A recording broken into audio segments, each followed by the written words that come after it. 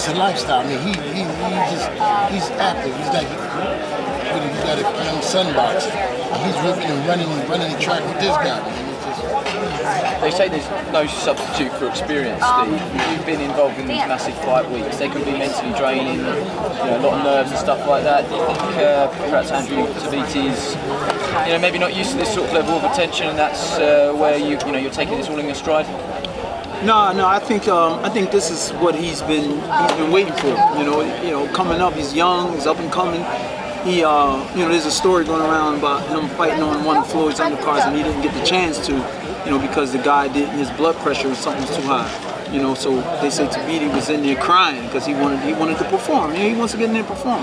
My blood pressure won't be high, too high on fight night. I'm gonna be there. I'm gonna be ready. I'm right in his face, right in his chest, right in his neck. But you see this guy. They hang around Floyd, and you're gonna want to be who you hang around, and they want to be Floyd. They want money team hats and the jewelry and the fame, and they want to fight like him. So I think he's ready for this stage. You know what I mean? Ready for the atmosphere. Now, when we get in the ring, it's just me and him, a mano a mano. Upcoming against a two-time former world champ that hasn't lost a step, and then now you're going to see something. You said you're nearing last chance saloon. You might not be in it yet, but you're nearing it. Is that any added pressure on you at all for this weekend? It's always pressure. You know what I mean? I'm 41. I know I'm 41. I feel awesome. I feel daggone 20-something. So added pressure. No, it is what it is. I've been in some fights where I've clearly beat the guy and I lost. I've been in fights where things should have went this way, they went that way. So I don't have pressure. Coming into fights, my mindset is I'm gonna come do what I train to do, which is to win, and then afterwards, that's what go down. You know what I mean? I can't change. I've tried to change some of the decisions, and I can't. So whatever happens, it is what it is. Steve, how much does the experience come play into this fight? The fact that you've been on the big stage and he hasn't. I think in order for me to win, it's going to have to play a part. In order for me to win decisively, the way we want to win, without any issues at the judges' table, it'll play a part. I have the experience. If you got a gun at home and the guy breaks into your house, what are you going to just ball your fist up and go punch him?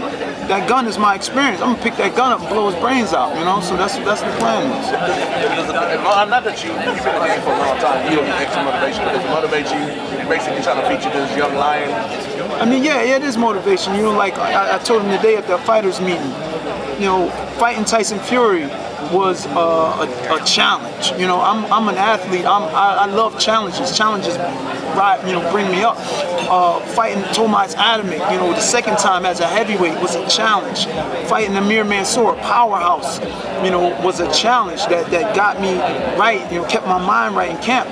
Fighting a young, hungry, undefeated guy who they say is powerful. It's another challenge, so I'm driven to win. How much would it feel good to knock him off that money team pedestal?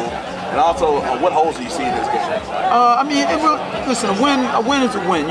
Money team, funny team, bunny team. It don't matter.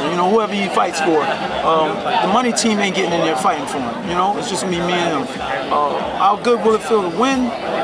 It's great. Who don't love to win? Steve, to capitalize on what you said about being on the wrong side of decisions and judging things that haven't gone in your favor, do you feel like you have a sense of calm entering this fight that other fighters don't have with all the circus and all the thing that's going around it? Since you've been in these positions, do you have that sense of calm? I have a sense of calm in this camp, and it's been noticed by my team and my wife. She came and visited in camp, and I got out the ring from sparring, doing great, and she asked me a question, and I was, real mellow. And she was like, "You all right?" And I'm like, "Yeah, babe, I'm cool." And I'm like, "Oh, that's the way I've been all camp." And this, being in fights, big fights before. I mean, I've headlined in Germany, Poland, South Africa, around the world, and places sold out. And it's exciting, it's overwhelming, it's overcoming. But I mean, recently I've been going through a lot of stuff, man. My mom just passed away in April, and it's just been real rough. And but it really focused me. A lot of this stuff focused me and helped me grow into even a better man, you know, and more of a man. So, listen, I'm really focused and calm and just center, you know. We know that your young son also fights. Yes. When you've left the ring and you're imparting wisdom onto him on how to perform and being on this type of big stage, what advice would you give him for when he makes that leap to the big stage? Oh man, that's one of the driving forces and why I'm really pushing right now. That extra motivation is because I have a 6-year-old Cruz and Steve Jr. They're training, and Steve's already got 16 amateur fights. And it's like I'm training them, brother Naazim's training them, our coach Jeandra trains them. And it's like I'm telling them this, but when they get to see me in the ring actually do it, you know, it just helps strengthen them. And then how cool is it to be like my dad fought on the Floyd Mayweather pay-per-view card, and you know I'm still competitive, you know, and winning, you know, so that's part of my drive. Brother Naazim, also speaking to you, asking about his sense of calm going into this fight. Does it make camp that much easier? Do you feel like you have to find different sources to pique his motivation? What does the sense of calm do to how you instruct him to prepare for the fight? It's, you know, I've been blessed to work with Steve Cunningham, and I call him the Cunninghams, the first family of boxing out of Philadelphia. And the only problem you have with Steve, and where it's not fun, is trying to get Steve to pull back, trying to get Steve to settle. I told him the final edge of a complete fighter is when they know how to rest. He'll go, he gets amped up. Sparring sessions like he's going to a fight, he comes in the gym bouncing around. And it's like, man, reserve some of that. We want to hit that peak at the right time. But he says his work ethic is tremendous. And I think it's an testament to his longevity and being in such peak condition. But it's great working with him, man, because he's coming along now mentally, where he's understanding what he's capable of. He's so humble. Steve will be at the time in the gym, he'll be dominating everybody. He'll back up like he don't want to embarrass nobody. I'm like, son, this sport is different. You know what I mean? You're a humble man, but you have to shine when it's time to shine. And he's learning that. He's starting to understand himself and realize just how good he is. And I think it's going to show in his fight. Thank you, sir.